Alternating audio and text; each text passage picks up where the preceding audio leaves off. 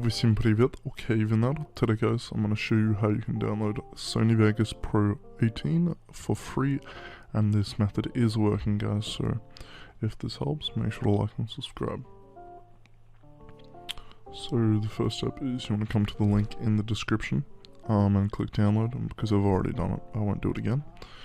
And once it's downloaded, it might take a while because it's quite a large file. Once it's downloaded, drag it to your desktop.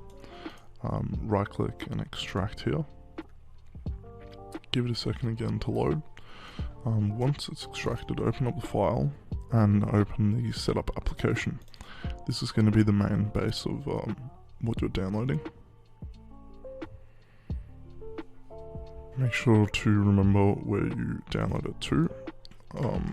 It will ask, it will just run like a normal setup, and then come to this PC, your hard drive that you downloaded to. So for me, it's going to be my SSD, the C drive, program files, and then Vegas and Vegas Pro 18, and then press Ctrl V and replace these files in destination.